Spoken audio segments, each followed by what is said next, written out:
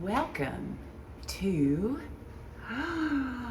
The River is the Road at the Masur Museum of Art in Monroe, Louisiana. Let's take a little video tour. There's fabulous painting, Prayer Before the Hunt, loaned by our own Douglas Shield. George is my good friend and Rodrigue studio employee now for 30 plus years. Look at the wonderful jambalaya, recently completely cleaned, restored. Some incredible late landscapes. You know, so many folks assume that George did not continue to paint the landscapes after he started the Blue Dog. Not true. These are very late, 2009.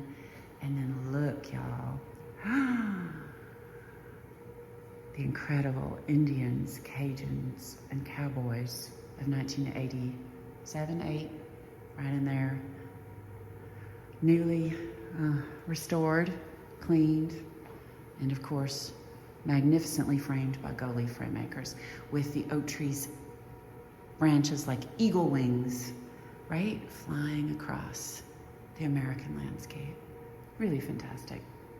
Great pairing here at the Masur. They did a wonderful job. It looks really great. Director is Evelyn Stewart, and owe her some thanks, because wow, look at these beautiful, very early steamboat paintings. Yeah.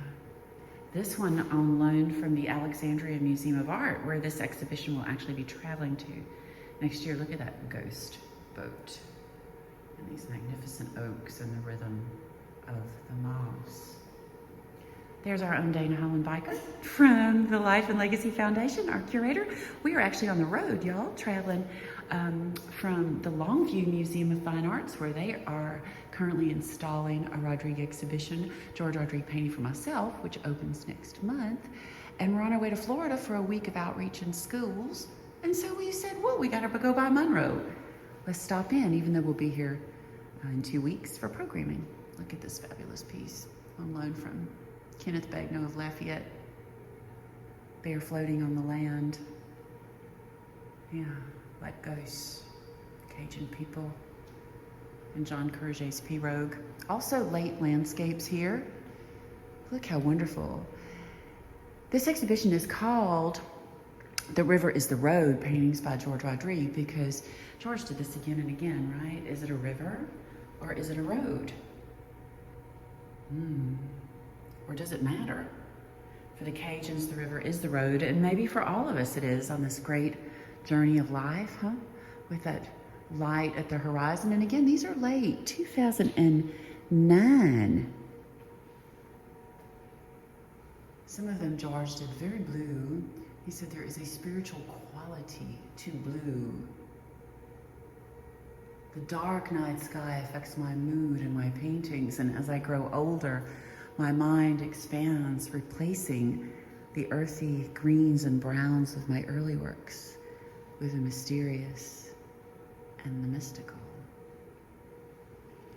This exhibition originated in Baton Rouge, Louisiana last year at the West Baton Rouge Museum, which is what made us want to include this particular painting. This is a man named Clint Brooks, and he did a lecture on the wonderful book, All the King's Men by Robert Penn Warren, and which is of course about Huey P. Long, Governor Huey P. Long, who was assassinated within the Capitol, and that is his blood running like a river from the Capitol and meeting up with this river, or is it a road? Leading to that bright horizon, that hope for the next part of Huey's journey. Anyway, really appropriate. There's Baton Rouge Capitol there. Let's take a walk upstairs and see what else we got, because that is not all. Now, I'm a little bit slow, and I'm gonna concentrate on looking down, so, but it'll only take a second. What else we got in here?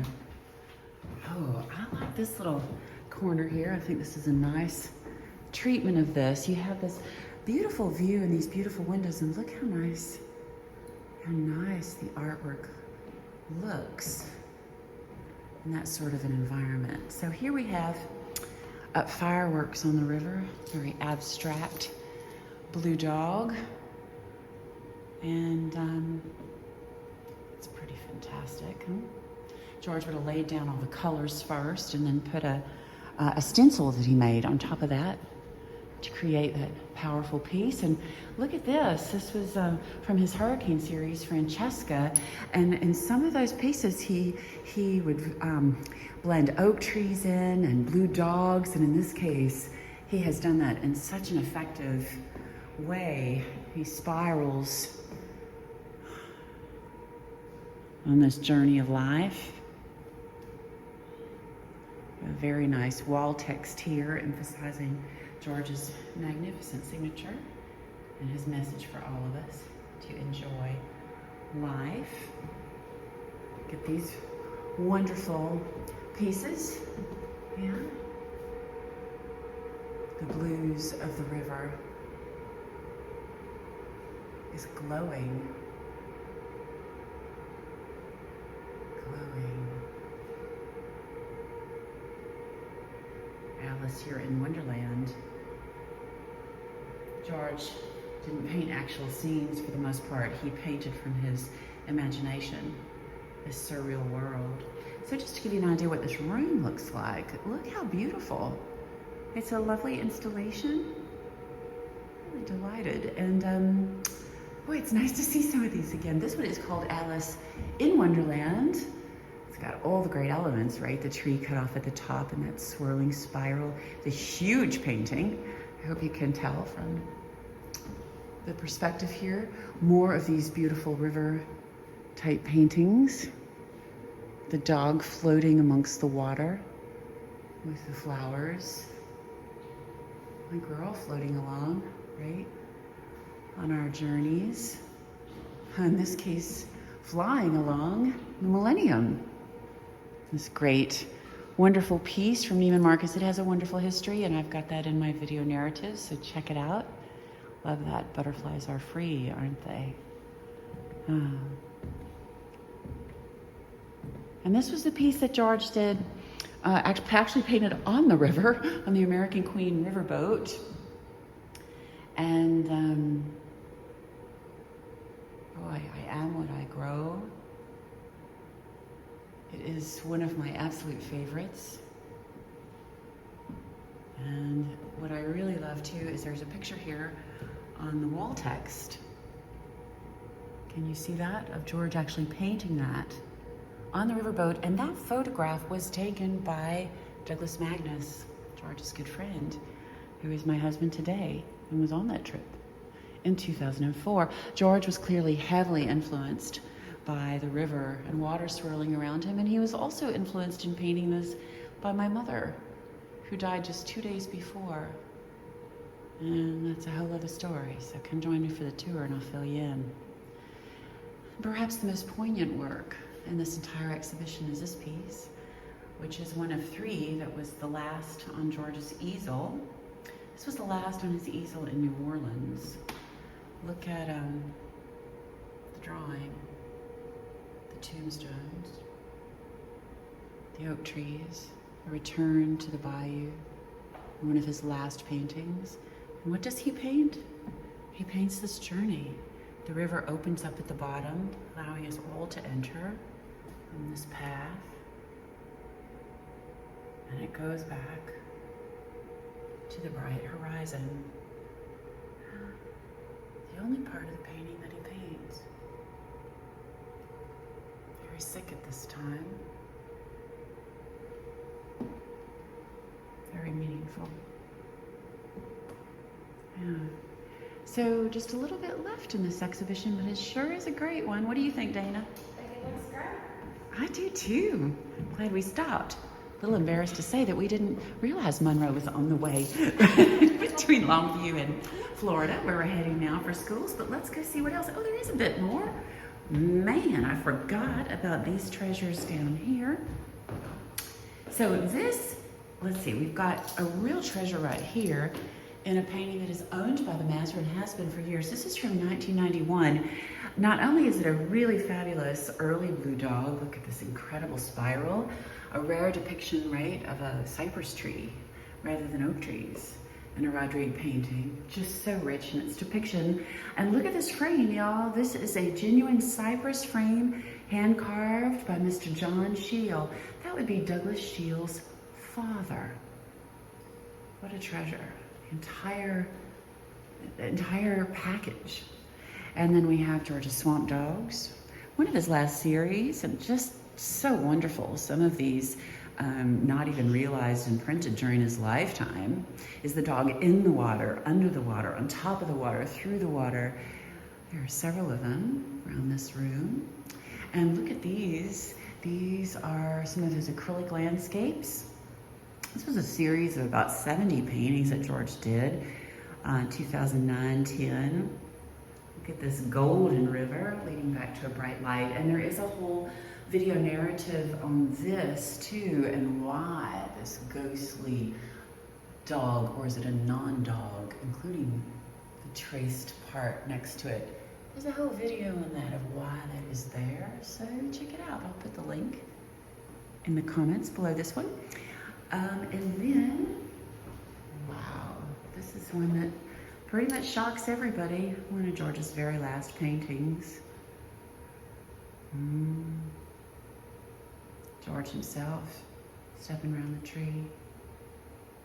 Is it a river or a road? And a golden light taking up the sky. And Johnny Bond's hat. My hat. And the great painting, He Stopped Loving Her Today. There's a whole history of this one too, told much more detail, also in the video narratives. I'll put the link in the base of this. And finally, as we leave the exhibition, or this would have been how you would have entered, we kind of went the other way through. Let's see, we've got, well, a pretty important part. This is the actual entrance. We are ending at the beginning. Here is George's last self-portrait. Again, this is also in the video narrative in detail. Very important. And here you have it. And the sculpture on view. And finally, y'all, I guess I will. Well, Dana, can you hold this on me for a second so I can invite everyone? I'll be happy to. Thank you. So I hope you enjoyed the tour, and I hope that you will join me. Let's see, do you remember the dates? October the 16th and 17th. So October the 16th, which is a Thursday, I think. Wednesday or Thursday? I think. It's a Wednesday? Okay, October 16th is a family day. I have that date right. The family day here at the Masur Museum. When it is a free family day, come and join me for tours, please. I would love to see you and give you private tours and answer your questions and look at these paintings in more detail. Please come, it's going to be a fun day. And then on the 17th, that evening, I'm going to give a presentation and talk in more detail about the history of George Rodrigue and these paintings, and also we'll have a lovely reception honoring George, honoring the Masur, and it's been a long time since I've spent time in Monroe, so please come and join me. There is information at the Masur Museum website, and also at legacyarttour.org. We have links to the Masur website, so you can read all about it and find out what you need to do to RSVP. Hope to see you soon. Thanks for listening.